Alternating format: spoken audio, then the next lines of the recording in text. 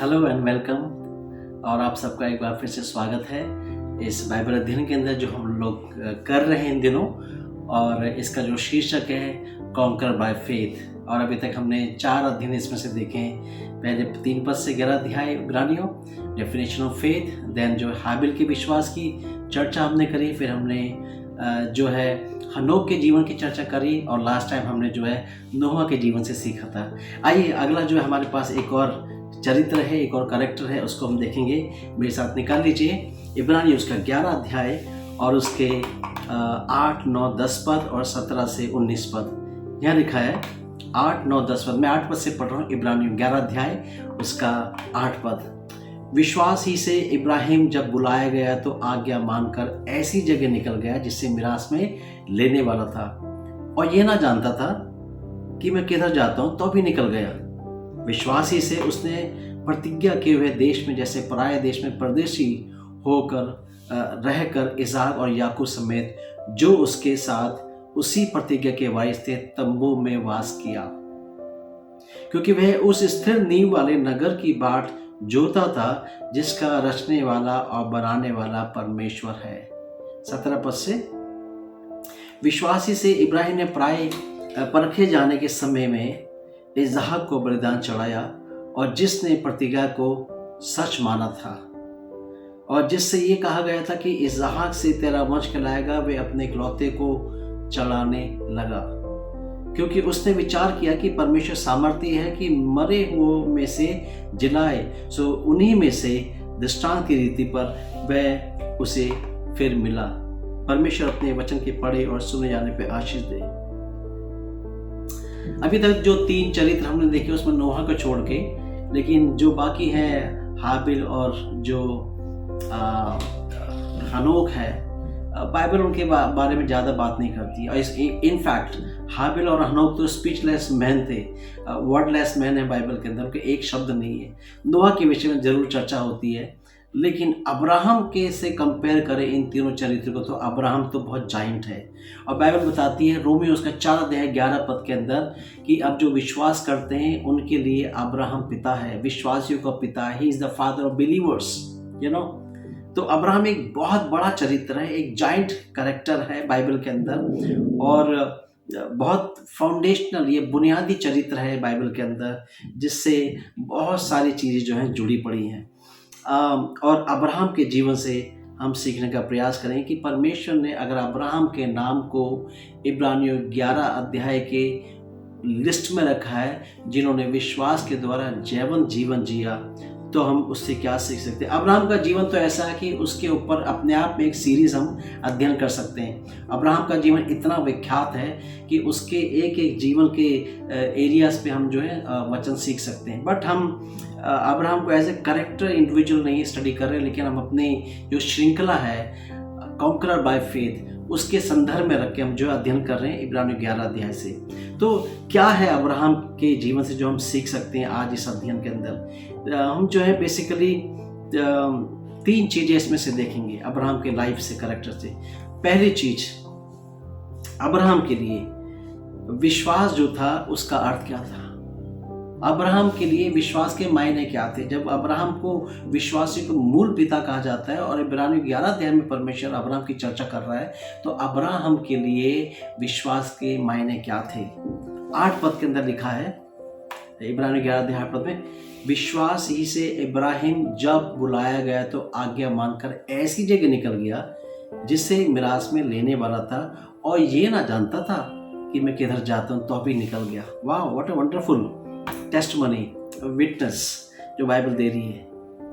Abraham के लिए विश्वास का मतलब था to receive and accept God's call. Abraham के लिए विश्वास का अर्थ ये था कि परमेश्वर की बुलाहट जो है उसको स्वीकार करना।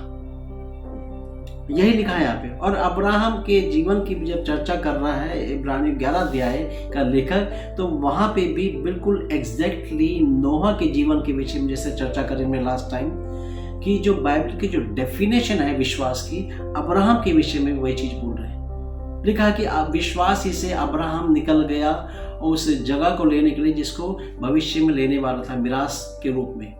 लेकिन ये नहीं जानता था कि कहाँ है वो। कहाँ जाऊंगा मैं? एग्जैक्टली इब्रानियों 11 अध्याय 1 पद के अनुसार जो विश्वास की परिभाषा है उसको हम अब्राहम के जीवन में देखते हैं। अब विश्वास आशा की वस्तु का निश्चय और अनदेखी वस्तु का प्रमाण है। What a wonderful testimony it is.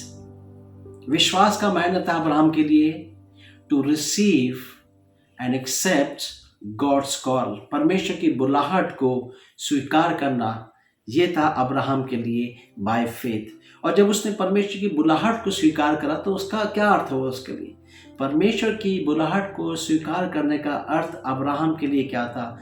Abraham के लिए ये था कि परमेश्वर के बुलाहट के प्रत्युत्तर में उसने आज्ञा पालन का जीवन जिया। कैसे? आप देखिए अब्राहम के विषय में अगर आप पढ़ेंगे, आप यहोशू उसके 24 अध्याय के अंदर आई गेस वो अब या 23 अध्याय में, अब्राहम जो है एक मूर्ति पूजक व्यक्ति था, वो आइडल वर्शिपर था। परमेश्वर ने उसे वहां से बुलाया और उसने परमेश्वर की बुलाहट को स्वीकार करा और उस स्वीकृति को उसने कैसे जाहिर करा? परमेश्वर की आज्ञा का पालन करके। लिखा है वो निकल गया और नहीं जानता था कि कहाँ जाएगा, कौन सी जगह है। अगर मैं और आप वहां पे होते, अगर मुझे और आपको परमेश्वर आज ऐसी बुलाहट दे, तो एक्शन में आने से पहले, आज्ञाकारिता में इसको जाहिर करने से पहले शायद हम कहेंगे प्रभु अपनी करंट लोकेशन तो भेज दीजिए परमेश्वर एसएमएस तो दीजिए, कांटेक्ट नंबर तो दे दीजिए, परमेश्वर थोड़ा सा लैंडमार्क तो बता दीजिए, नियर बाय क्या चीज होगी। लेकिन अब्राहम के विषय में ऐसा कुछ नहीं लिखा। और लिखा है परमेश्वर ने बुलाया और लिखा है वो निकल पड़ा। ये भी नहीं जानता था कहाँ जाऊंगा, कहाँ जाना है, कौन सी जगह है वो, लेकिन वो निकल पड़ा।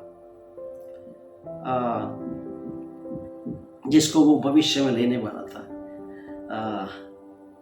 वो चला और उस दिशा में बढ़ गया। इब्रानियों 11 अध्याय उसके पहले पद की जो डेफिनेशन विश्वास की हम अब्राहम के जीवन में देखते हैं। तो विश्वास का अर्थ, पहली चीज क्या था इसके लिए? To accept and receive God's call, बुलाहट परमेश्वर की स्वीकार करना, और उस स्वीकृति को उसने प्रस्तुत करा आज्ञा पालन के द्वारा। लेकिन उस बुलाहट को शायद आप कहते हैं मैंने स्वीकार करा है, मैंने रिसीव करा है, बट कैसे परमेश्वर को पता चले कि आपने उसकी बुलाहट को स्वीकार करा है? आपको एक्शन में दिखाना पड़ेगा। कई बार क्या होता कि हम 3 तरीके से एक्सप्रेस करते हैं अपने विश्वास के प्रत्युत्तर को परमेश्वर की बुलाहट के प्रति। पहला, यस हमने सुना है कानों से, हमारे दिमाग में हमें पता है, we know that God is calling me, we know कि परमेश्वर ने अपनी बुलाहट मुझे दी है, हमें पता है। लेकिन हमें दिमाग में सब कुछ पता है, we know everything, but we are not going anywhere. दूसरी जो है आज्ञाकारिता इस प्रकार से होती है मसीह समाज के अंदर। हम देखें, शायद आप में से कुछ लोग जो सुन रहे हैं, शायद आपके साथ यथार्थ हो ऐसा। परमेश्वर ने आपको शायद 6 महीने पहले, 1 साल पहले एक विशेष बुलाहट दी थी, विशेष कार्य के लिए। आपने उसको सुना, आपको पता है, आप जानते हैं अच्छे से। लेकिन दूसरे तरीका जो मैं बता रहा हूँ, कैसे हम जो है अपने विश्वास की प्रतिक्रिया परमेश्वर की बुलाहट के प्रति जाहिर करते हैं। दूसरा तरीका है, कल्पना करिए कि आपने एक मे बी मोटर बाइक या एक स्कूटर लिया है, शोरूम से लिया, और उसके अंदर तेल की टंकी बिल्कुल फुल है, और आप बाहर लेके आए शोरूम से, उसे स्टैंड पर लगाया, आपने स्टार्ट करा और आप उस पर बैठ गए और आपने पूरा एक्सीलेटर दिया और दिए जा रहे हैं, बहुत जोर से दिए जा रहे हैं। जो आसपास में लोग खड़े होंगे उनको क्या सुनाई देगा? आई थिंक नॉइज ओनली, सिर्फ शोर।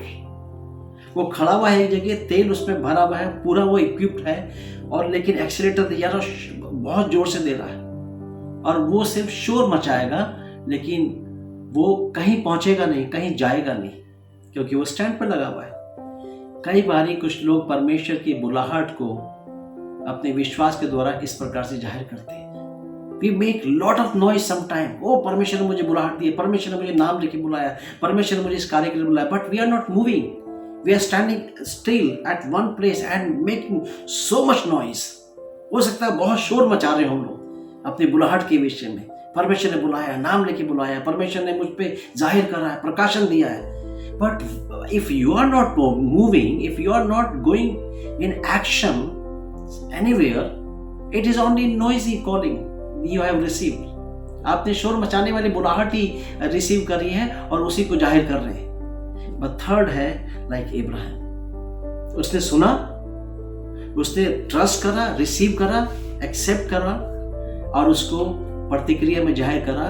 ही started and moving and going in according to that calling. मुझे नहीं पता आपके विषय में, आप जानते हैं अपने बारे में, परमेश्वर ने आपको बुलाया शायद किसी विशेष कार्य के लिए, किसी विशेष बात के लिए, किसी विशेष दिशा में जाने के लिए। आप कह रहे हैं मैं विश्वासी हूँ, तो कौन से, क्या आपके दिमाग में सब कुछ क्लियर है, सब पता है? It's only in your thinking, in your mind. Maybe second type of response आपका हो सकता है, you are making lot of noise, बहुत शोर मचा रहे हैं, सब दुनिया को गा रहे हैं कि परमेश्वर ने मुझे दर्शन दिया है, मुझे बुलाया है, this and that, but you are not moving anywhere. But the beautiful picture, जो विक्टोरियस जीवन जो है अब्राहम ने जी अपने विश्वास के द्वारा, that he respond his calling in action. उसने अपनी बुलाहट के प्रति अपने एक्शन में उसको प्रस्तुत करा, जाहिर है। दूसरी चीज बहुत इंपॉर्टेंट है, what does mean faith for Ibrahim. विश्वास का अर्थ अब्राहम के लिए क्या था? 9 और 10 पद पढ़ देते हैं। यहाँ पर लिखा है, इब्रानियों 11 अध्याय 9 और 10 पद। यहाँ लिखा है, विश्वास ही से उसने प्रतिज्ञा किए हुए देश में, जैसे पराये देश में परदेशी रह कर इसहाक और याकूब समेत जो उसके साथ उसी प्रतिज्ञा के वारिस थे, तंबुओं में वास किया, क्योंकि वह उस स्थिर नींव वाले नगर की बाट जोता था, जिसका रचने वाला और बनाने वाला परमेश्वर। ब्यूटीफुल। अब्राहम को परमेश्वर ने बुलाया और उसको 3 प्रतिज्ञा करी, मैं तेरे वंश को बढ़ाऊंगा तारों के समान, मैं तुझे आशीष का मूल बनाऊंगा और तुझे वो लैंड दूंगा। लेकिन अगर आप इतिहास जानते हैं, बाइबल का हिस्ट्री ऑफ इजराइल जानते हैं, तो इब्राहिम कभी भी सेटल नहीं हुआ कनान के अंदर, कनान देश के अंदर, जिसके लिए परमेश्वर ने बुलाया था। He never ever settled in that land। और बाइबल बता रही 9 पद के अंदर, वो ताउम्र तंबुओं में रहा, टेंट में। टेंट में कौन लोग रहते हैं? आपको मालूम है कि जब इजरायली गुलामी से छूट के 40 वर्ष बियाबान में थे, विल्डरनेस में थे, तो परमेश्वर ने टैबरनेकल बनवाया, मिलाप वाला तंबू। और तंबू जो है पिक्चर थी यरूशलेम के मंदिर की। और तंबू जो था इस बात को बताता था कि ये परमानेंट प्लेस नहीं है परमेश्वर के लिए, जहाँ पे उसका मंदिर बनाओ तुम। ये यू आर ट्रैवलर बेसिकली। तंबू जो है पिक्चर है that you are not in permanent place, you are traveller, आप यात्री हैं। और अब्राहम ने कनान के अंदर एक छोटा ही पीस लैंड का लिया और वो भी मोल खरीदा अपनी पत्नी की कब्र के रूप में। That's it। और कुछ वहां पे नहीं है, उसने वो एस्टैब्लिश हो गया। वहां पे लिखा है वो तंबुओं में रहा। अब्राहम के लिए विश्वास का अर्थ था to be foreigner on this earth, in this world. Abraham के लिए विश्वास का अर्थ था दैट ही इज एलियन और foreigner on this earth, in this world. इस संसार में, इस पृथ्वी के ऊपर उसने विश्वास के द्वारा एक यात्री या मुसाफिर या विदेशी के जैसे उसने जीवन जिया। और बाइबल बहुत अच्छे से बताती है, अगर आप पढ़ेंगे पहला पतरस की पत्री, उसका आई थिंक 2 अध्याय के अंदर है कि तुम अपने आप को यात्री और मुसाफिर जान के इस संसार में जीवन जियो। और बाइबल एक विश्वासी को बार बार इस बात को बताती है कि हम इस संसार में रहने के लिए नहीं बनाए गए हैं। This is not our permanent home। यह हमारा हमेशा का रहने का स्थान नहीं है। और इब्राहिम इस बात को जानता था। Faith means what for Abraham? Faith means that I am foreigner, I am alien in this world। This world जो है, ये संसार मेरे लिए नहीं है। परमेश्वर ने मुझे इस संसार में रहने के लिए छुड़ाया नहीं है, बनाया नहीं है। मतलब मैं कहीं और से संबंध है, तो I belong to somewhere else. But मैं जब यहाँ पे हूँ, I am just a foreigner, I am just passing by, I am just crossing. he lived in tents as a foreigner, as a traveler, as a musafir। जब अगर आप एक meeting में है या घर में है या अपने आसपास में, अगर वहाँ पे जब कोई एक विदेशी व्यक्ति आता है, लेट्स टेक अगर कोई अमेरिका का या इंग्लैंड का कोई व्यक्ति आता है, तो उसे बोलना नहीं पड़ेगा कि मैं विदेशी हूँ। क्यों?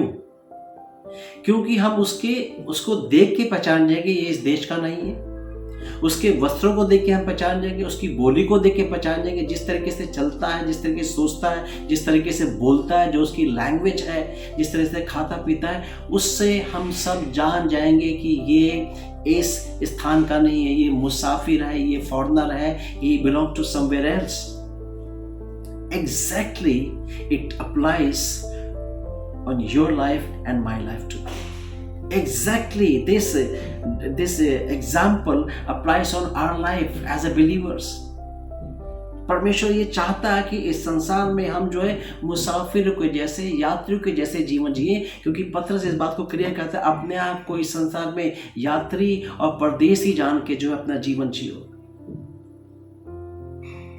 इसका मतलब by faith only you can live your life every day on this earth as a foreigner. But विडंबना ये है कि हम नाउ एंड हियर का ही जीवन जीना चाहते हैं। हम जो है, विडंबना ये है, हम इस संसार में सब कुछ प्राप्त करना चाहते हैं और यहीं पे रचना बसना चाहते हैं। हमें लगता है कि हम यहीं रहेंगे हमेशा, हमारा कुछ नहीं होगा। बड़ा अच्छा एक व्यक्ति यीशु मसीह के पास आया, उसने कहा, प्रभु मैं जो क्या करूं मैं अनंत जीवन पाने के लिए। उसने आज्ञा के बारे में पूछा। फिर उसने कहा, अभी भी तेरे अंदर एक बात की कमी है, अपने सारा कुछ बेच के जो है कंगालों को दे दे। तब वो उदास होकर चला गया। एक व्यक्ति ने अपने मन में कहा कि हाँ मेरे मन, तू आराम से रहे, चैन से रहे, और बड़े उसने जो अपने स्टोर हाउस बनाए। लेकिन यीशु मसीह कहते हैं कि अगर मनुष्य सारे जगत को प्राप्त करे और अपने प्राणों की हानि उठाए तो उसे क्या लाभ। मित्रों, परमेश्वर ने अपने पुत्र यीशु मसीह को क्रूस पे इसलिए बलिदान नहीं करा कि आप उस पर विश्वास करके इस संसार में परमानेंट स्थान बना ले। वी आर फॉरेनर्स, हम इस संसार में हैं लेकिन संसार के नहीं है। And Abraham knows this truth very well by faith. जैसे मैंने कहा, अगर एक विदेशी आपके बीच में आ जाएगा तो आप पहचान लेंगे एकदम से। इट मीन्स ये आपसे और मुझसे मांग है कि there should be contrast between your life and life of others, those who live in this world, those who belong to this world. इसका मतलब है कि एक विश्वासी जब रहता है इस संसार में, अपने स्कूल में, कॉलेज में, दफ्तर में, चर्च में, कलीसिया में, आस पड़ोस में, याद रखिए कि आपके जीवन के द्वारा, आपके उठने के द्वारा, बोलने के द्वारा, आपके चलने फिरने के द्वारा, आपके एक्शन एंड रिएक्शन के द्वारा वो भिन्नता, वो कंट्रास्ट नजर आना चाहिए। People should see that you are different, you are different. तुम बोलते अलग हो, तुम देखते अलग हो, सोचते अलग हो, तुम्हारे शब्द अलग हैं, तुम कैसे प्रतिक्रिया जाहिर करते हो, यू आर टोटली डिफरेंट। ये तभी होगा जब एक विश्वासी व्यक्ति ये समझ लेगा अच्छे से, ये संसार मेरा परमानेंट प्लेस नहीं है, मैं स्वर्ग से जो है मैं संबंध रखता हूं। और देखिए बड़ा अच्छा लिखा है यहाँ पे, कैसे हो सकता है ऐसे। एक विश्वासी व्यक्ति कैसे इस संसार का जीवन एक विदेशी मुसाफिर के जैसे जीवन जी सकता है। देखिए अब्राहम के जीवन से हम देखते हैं, अब्राहम ने क्या लिखा है 10 पद में, क्योंकि वह उस स्थिर ने वाले नगर की बाट जोता था जिसका रचने वाला और बनाने वाला परमेश्वर है। क्यों वो इस संसार में एक मुसाफिर के जैसे रहा? क्यों वो टेंट्स में रहा? क्यों उसने विश्वास के द्वारा इस बात को एक्सेप्ट करा, I am foreigner in this world, I am traveller. कैसे? 10 पद उसको डिफाइन करता है। क्योंकि उसकी जो नजरें थी, उसकी जो दृष्टि थी, वो परमानेंट सिटी पे थी।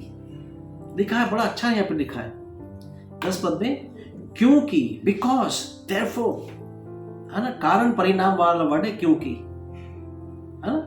बिकॉज जो है वो कॉज एंड इफेक्ट वाला शब्द है कि अगर इस संसार में फॉरेनर जैसा जीवन जिया तो उसका रीजन बिहाइंड ये है क्योंकि वह उस स्थिर नींव वाले नगर की बाट जोता था जिसका रचने वाला बनाने वाला परमेश्वर है। स्थिर नींव वाले, स्ट्रॉन्ग फाउंडेशन। क्योंकि अब्राहम की नजरें उस सिटी पे थी जिसकी नींव स्थिर थी। अभी जो है पिछले दिनों अर्थक्वेक आया दिल्ली में, अभी अर्थक्वेक आया है नेपाल के अंदर, अलग अलग जगह आते हैं। पिछले कुछ वर्षों पहले जो है हिंदुस्तान के अंदर लातूर में अर्थक्वेक आया था, सब कुछ तहस नहस हो गया। अर्थक्वेक जब आता है तो वो इस बात को बताता है कि इस पृथ्वी की नींव जो स्थिर नहीं है वो कभी भी हिल सकती है। It is not strong enough that you can spend your eternity on this earth.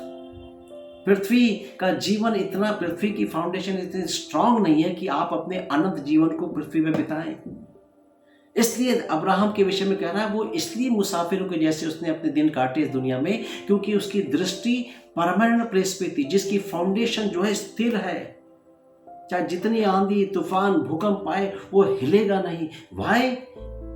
Because God himself is the builder of that dwelling place. क्योंकि परमेश्वर स्वयं उस निवास स्थान, उस सिटी का बनाने वाला है जिसकी नींव मजबूत है।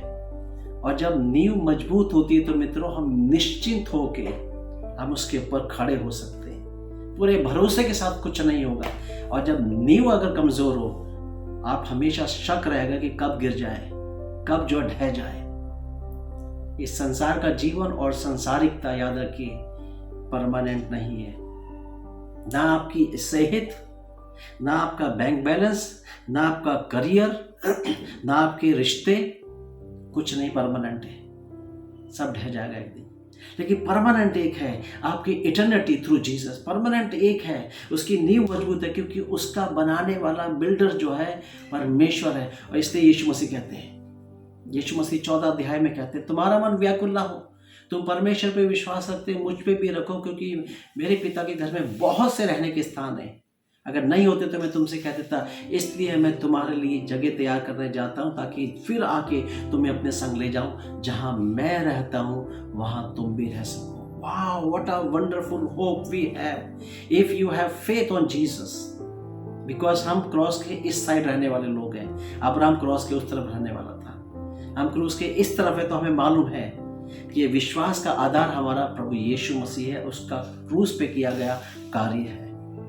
और यीशु मसीह प्रॉमिस करते हैं कि मैं तुम्हारे लिए जगह तैयार करने जा रहा हूँ। यीशु मसीह ने जाके बनाया नहीं वहाँ पे, यीशु मसीह ने वो रास्ता तैयार करा क्रूस के द्वारा। क्योंकि उस वचन के बाद, 14 अध्याय के बाद, कुछ समय के बाद यीशु मसीह कहाँ गए? स्वर्ग पे नहीं गए, क्रूस पे गए। और क्रूस के ऊपर आपके और मेरे जो नींव हमारी कमजोर थी पाप के द्वारा, हमारा जीवन कमजोर था, अस्थिर था, होपलेस था, उसको उसने खत्म कर दिया और मजबूत स्थिर दे दी, मजबूत नींव दे दी, ताकि यीशु मसीह के द्वारा हम उस स्थिर नगर में प्रवेश कर सके, उस स्थिर घर के अंदर परमानेंट प्लेस में प्रवेश कर सके जो परमानेंट है। लेकिन जब इस संसार के अंदर मुसाफिर हैं, अगर इस संसार और संसारिकता में आप उलझ गए हैं, आप सोच रहे हैं कि बस यही सब कुछ है, तो परमेश्वर का वचन याद दिलाना चाहता है अब्राहम के द्वारा उसकी नजरें उस स्थिर नींव वाले नगर पे थी जिसका बनाने वाला परमेश्वर। It means he live on earth every day with the perspective of eternity. मित्रों, अगर आप इस संसार के अंदर जीवन जिएंगे अनंतता को ध्यान में रख के, तो ये संसार जो है आपके लिए फिर बहुत मायने नहीं रखेगा। इस संसार में जो है आप रच बसना नहीं चाहेंगे। आप हमेशा ये जिज्ञासा रहेगी आपके अंदर, प्रभु मैं कब आपके पास आ जाऊं और उस परमानेंट प्लेस में रहूं जिसका बनाने वाले आप स्वयं हैं और जो कभी नहीं ढहेगा। मित्रों, consider yourself as a believer, foreigners and travellers in this world. Don't try to live here permanently. नहीं तो आप उलझ जाएंगे। अब्राहम ने जो है उसका फोकस था इटर्निटी के ऊपर। तो अब्राहम ने फेथ मीन्स, दूसरी चीज हमने क्या देखा, अब्राहम के लिए विश्वास करता कि वो फॉरेनर एज एन एलियन जो है इस संसार में रहा। तो उसके अंदर हमने देखा कि पहली चीज एज ए पिलग्रिम रहा, मुसाफिर के जैसे रहा, यात्री के जैसे रहा, और उसके यात्री या मुसाफिर या विदेशी के जैसे जीवन जीने का एक आधार था, क्योंकि उसने अपनी दृष्टि को, अपने फोकस को अनंत काल के जीवन पर लगाया था, जो परमानेंट है, जो फॉरएवर है। तीसरी चीज हम देखेंगे विच इज ब्यूटीफुल, 17 से 19 पद।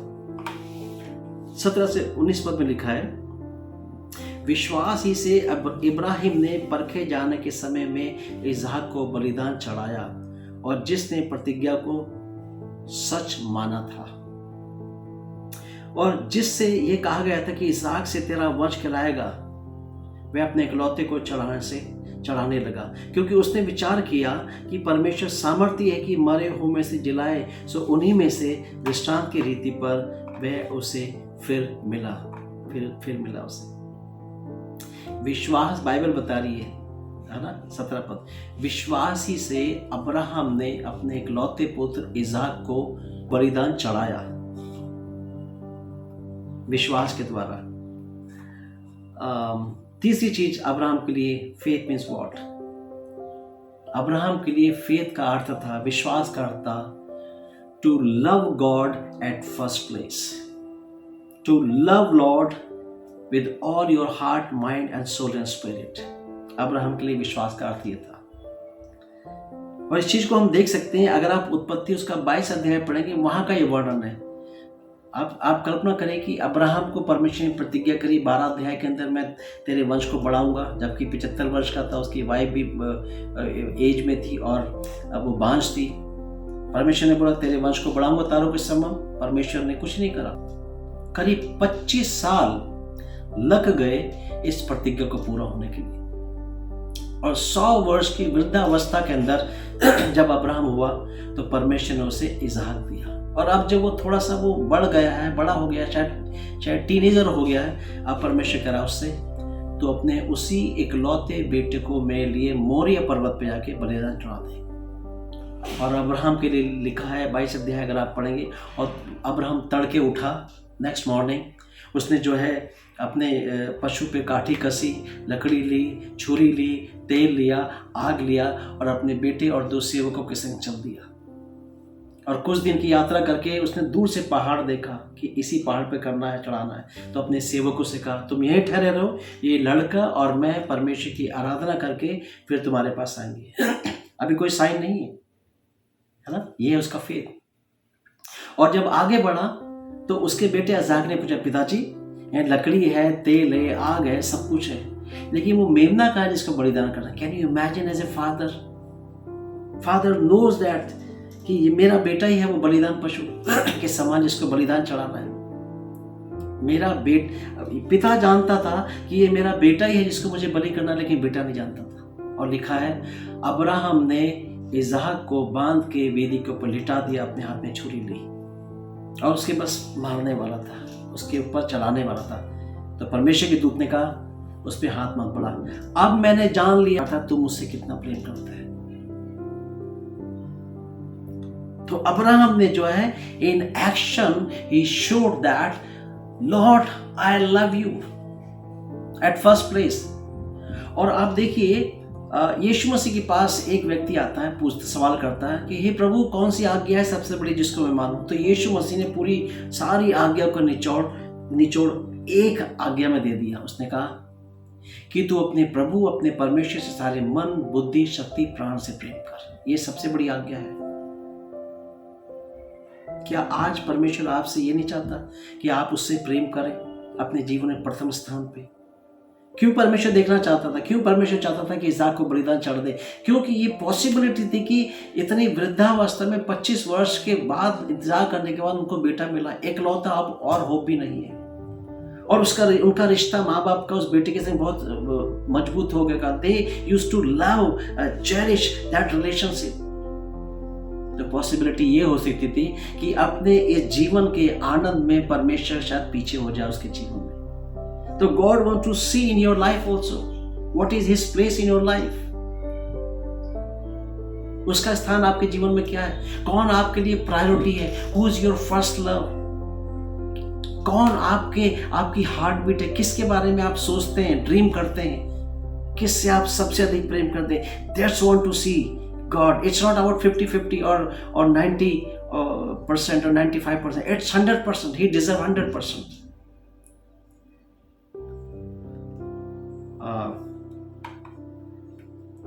हो सकता है कि आपके जीवन में आज बहुत सारी चीज़ें ऐसी हों या बहुत सारे लोग हों जिनसे आप परमेश्वर से अधिक प्रेम करते हैं। No no no no no, परमेश्वर ये नहीं चाहते। परमेश्वर आपके जीवन में पहला स्थान चाहते हैं। परमेश्वर चाहते हैं कि आप उससे प्रेम करें अपने सारे मन से, बुद्धि से, शक्ति से, प्राण से। That God should be your first love, पहला प्रेम। इसलिए परमेश्वर ने कहा सेक्रीफाइस कर दे। क्या आज परमेश्वर आपसे भी बहुत सारी चीजें या बहुत सारे लोग जो आपके जीवन में बहुत महत्व रखते हैं, मे बी आपकी पत्नी, आपका पति, आपके बच्चे, आपकी जॉब, आपका पैसा, आपके dream,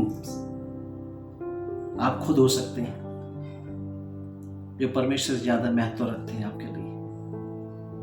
may be today God is asking you, if you are believer, if you have faith, अगर आप विश्वासी हैं, आपका ट्रस्ट है उसके ऊपर, तो याद रखिए परमेश्वर चाहता कि परमेश्वर आपके जीवन में पहले स्थान पे हो।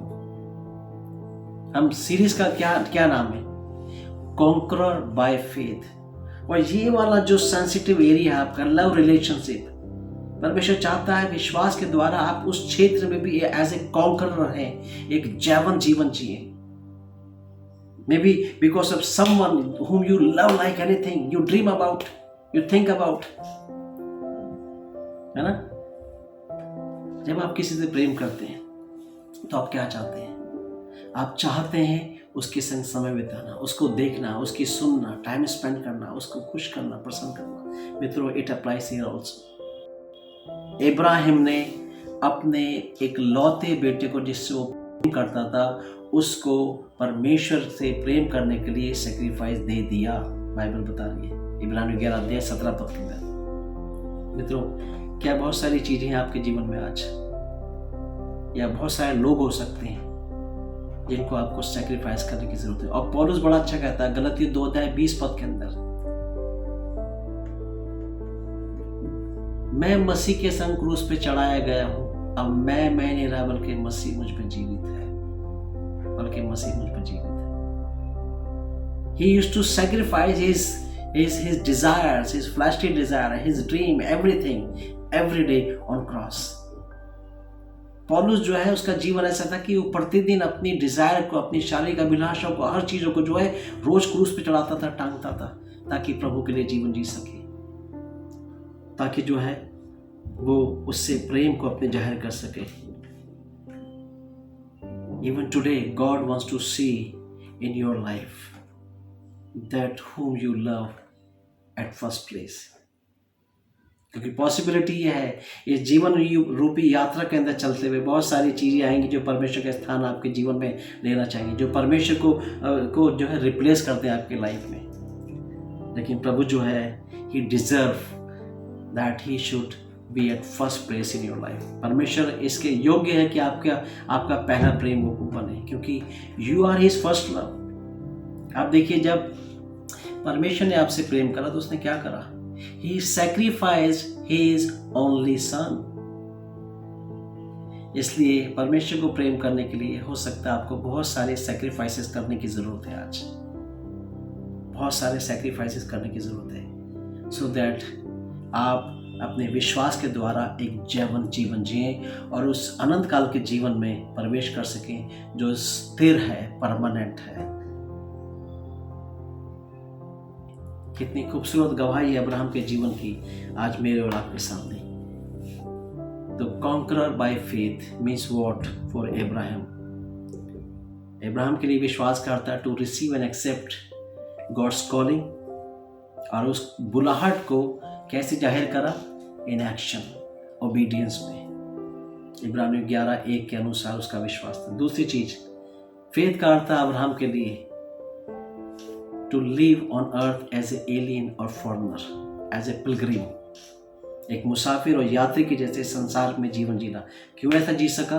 क्योंकि उसका फोकस इस संसार पे नहीं था, लेकिन स्वर्ग में था, इटर्निटी के ऊपर था, इटर्नल लाइफ में था, जो स्थिर है, जिसकी नींव मजबूत है, जिसका बनाने वाला परमेश्वर है। यीशु मसीह ने आपके और मेरे लिए वो मार्ग तैयार कर दिया जिसके द्वारा हम उस अनंत घर में, उस निवास में जा सकते हैं। तीसरी चीज, टुडे दिस इज एप्लीकेशन। परमेश्वर, अगर आप कह रहे हैं मैं परमेश्वर में विश्वास करता हूँ, तो परमेश्वर उस विश्वास को परखना चाहता है आज। कैसे? कि how much you love him, कितना आप उससे प्यार करते हैं। जब परमेश्वर ने आपसे प्रेम करा, he sacrificed his only son, everything. Abraham ने परमेश्वर से प्रेम करा, he sacrificed his son, everything.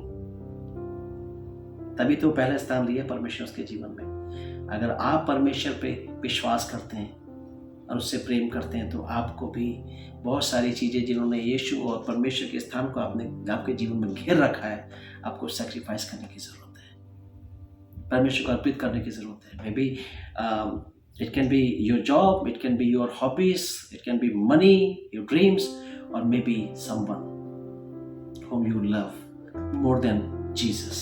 You need to sacrifice. आपको उन लोगों को दूसरे तीसरे स्थान पे रखने की जरूरत है, और परमेश्वर प्रभु यीशु मसीह को पहले स्थान पे। प्रभु आप सबको आशीष दे। आइए हम प्रार्थना करें।